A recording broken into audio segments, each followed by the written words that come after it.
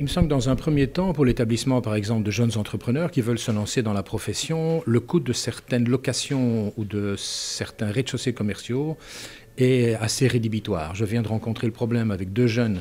L'un voulait lancer une petite pizzeria, l'autre un commerce de type crêpe bretonne. Et il a été confronté à une demande excessive, me semble-t-il, de propriétaires qui demandent des loyers largement surfaits par rapport à la surface commerciale qui est mise à disposition.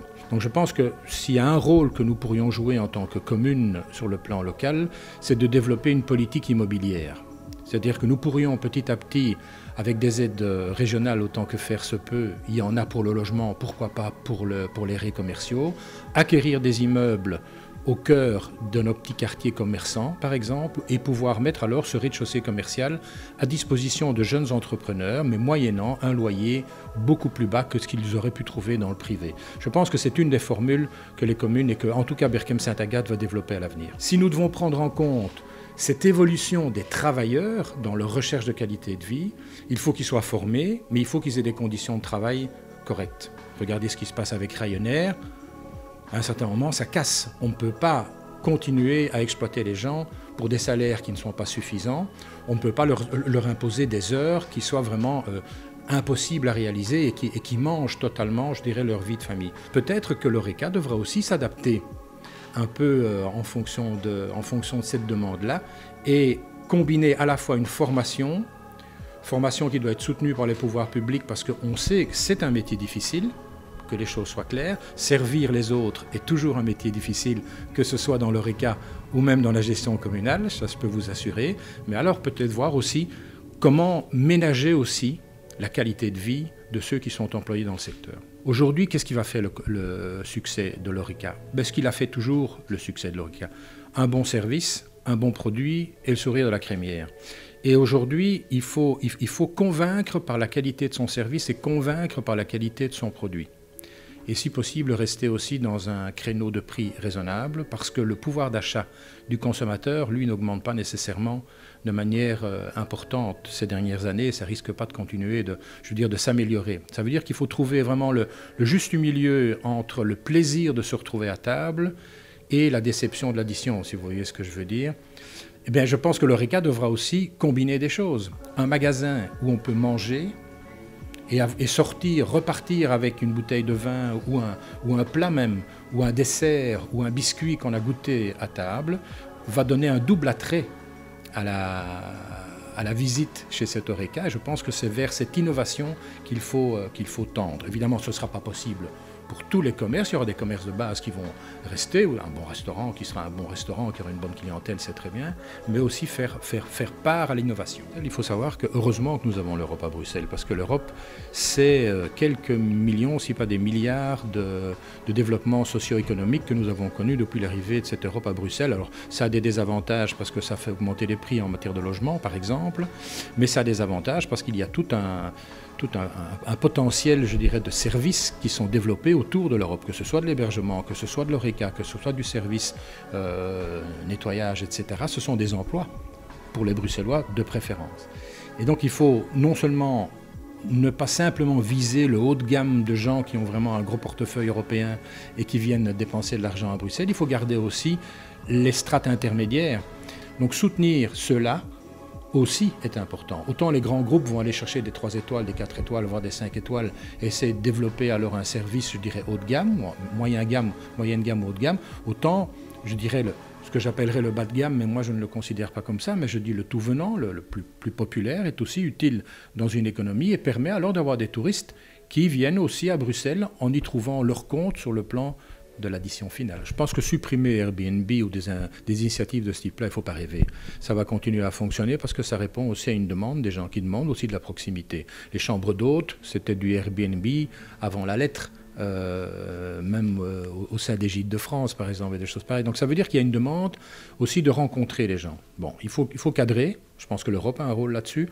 Les États ont encore un rôle à jouer. Et il faut, comme je le disais tout à l'heure par rapport aux 2 étoiles, par exemple, aux 3 étoiles, c'est tout un secteur de l'ORECA, tout un secteur de l'hébergement qu'il faut soutenir. Et Au plus petit est l'établissement, au plus sympa il pourrait être pour les clients, mais ça veut dire que le patron qui tient ça ou qui essaye de faire tourner son affaire doit être soutenu.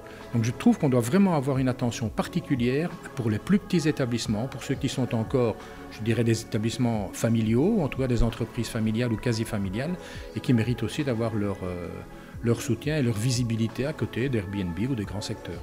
Le travail au noir, c'est pas acceptable pour personne, que ce soit pour l'employé lui-même, que ce soit pour la sécurité sociale en général, ce qui veut dire qu'il faut l'éviter. Alors à côté de la black box, il faut éviter le black working, donc il faut essayer de rendre ça le plus transparent possible, le plus attrayant possible. Et si je vois bien un peu la situation de l'Horeca, ce sont peut-être les métiers de l'Horeca les plus pénibles ou les plus fragiles qu'il faut soutenir en premier lieu.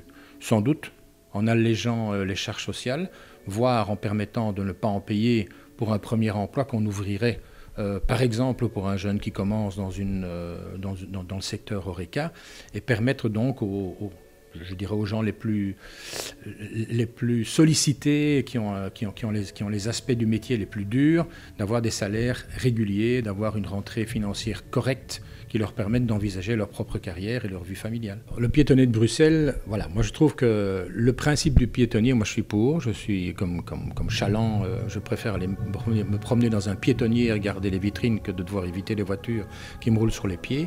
On a installé un petit piétonnier ici à Berchem-Saint-Agathe, mais on a annoncé les choses, on a fait de la participation avec les commerçants qui étaient d'accord, pas d'accord, qui avaient des avis nuancés, et aujourd'hui je constate qu'il a été bien amené, il a été bien aménagé, il est bien partagé. Je pense que c'est peut-être ça qui était l'erreur à Bruxelles-Ville, c'est de vouloir aller trop vite et trop fort d'un coup. Mais le principe du piétonnier est évidemment favorable, me semble-t-il, à la fréquentation des centres-villes. Je vois ça dans les grandes villes européennes, un peu partout, et même en Belgique. Donc il faut avoir un concept global quand on fait du piétonnier. Il faut vraiment aborder tous les aspects, je dirais, du fonctionnement journalier de ce piétonnier, mais pour moi le principe du piétonnier en tout cas est tout à fait favorable au commerce. La propreté, c'est un combat de tous les jours, c'est d'abord un combat d'éducation, parce que je pense que celui qui salit est plus coupable que celui qui ramasse. Et aujourd'hui on constate bien qu'il y a un certain nombre de nos concitoyens qui ne sont peu respectueux de l'espace public. Ça veut dire qu'il faut rééduquer, ça veut dire qu'il faut aussi réprimer quand c'est nécessaire. Et nous, on combat ça par exemple par des mises en place de souricières en quelque sorte, et nous tombons régulièrement sur le dos de gens qui viennent jeter leurs ordures comme ça sur Berchem-Saint-Agathe en passant sur leur chemin de travail. Ça nous est arrivé à plusieurs reprises. Il faut être présent tout le temps. Nous avons par exemple des employés qui sont sous contrat et qui nettoient le centre de la commune le dimanche. Par exemple, sur mon territoire, la chaussée de Gand et l'avenue Jos-Goffin sont régionales et le nettoyage est géré par la région. Mais c'est mal nettoyé, ça n'est pas nettoyé régulièrement. Or, sur la chaussée de Gand, il y a une série de commerces qui méritent du respect aussi. Eh bien là, nous devrions pouvoir aller au bout de la négociation, au bout de l'accord qui avait été convenu avec la région, c'est que ces balayeurs-là soient mis sous l'autorité de la commune qui en sera alors pleinement responsable. D'un autre côté, les commerçants doivent aussi assumer leurs responsabilités. Je constate que sur les commerçants de la chaussée de Gand, par exemple, et même ailleurs, certains n'ont pas de contrat d'évacuation de leurs immondices et donc, à un certain moment, encombrent l'espace public parce qu'ils ont été négligents. Alors, dans un premier temps, il faut les aider à prendre conscience de ça. Et dans un deuxième temps, désolé, mais il faut qu'ils en paient les conséquences. Il faut bien faire un constat, c'est que la ville n'est pas extensible. Aujourd'hui, on a un véhicule pour 2 habitants en Belgique. Nous sommes un des pays les plus motorisés au monde. On se réjouit depuis la fin de la Deuxième Guerre mondiale qu'à chaque salon de l'auto, on vend 5% de voitures en plus, mais à certains moments, vous ne savez pas verser une bouteille de 33 dans un verre de 25 sans que ça ne déborde. Donc il y a un problème d'utilisation excessive de la voiture. Il faut donc des alternatives, mais des alternatives crédibles. Moi, ça ne me dérange pas d'aller au resto, si c'est pas trop loin, en vélo, personnellement. Ça ne me dérange pas d'y aller en transport en commun. Si c'est le soir, alors j'aime autant savoir si le transport en commun me reconduira après à la maison. L'offre en transport en commun a été pas mal augmentée à Bruxelles ces dernières années, et je vois qu'il y a un transfert vers le transport en commun qui s'est fait. Il y a une augmentation de fréquentation. Maintenant, les heures auquel on peut encore reprendre un transport en commun le soir après un spectacle, si vous allez au spectacle, manger un petit bout après ou un truc comme ça c'est moins évident à Berchem-Saint-Agathe parce que vous n'êtes pas sûr de le retrouver, et même s'il y a des réseaux noctis, etc., ça n'est pas lisible aujourd'hui, nous semble-t-il. Donc, tout ce qui fait je dirais l'offre alternative doit être encouragé et développé, bien évidemment. Les parkings doivent être accessibles sans nécessairement vous déposer au pied de votre restaurant non plus. On peut marcher un peu, c'est excellent pour la santé. Ils doivent être accessibles sur le plan financier, peut-être avec un tarif dégressif ou un tarif lié à une fréquentation Horeca. Donc il faut faire preuve de créativité dans ce domaine-là aussi.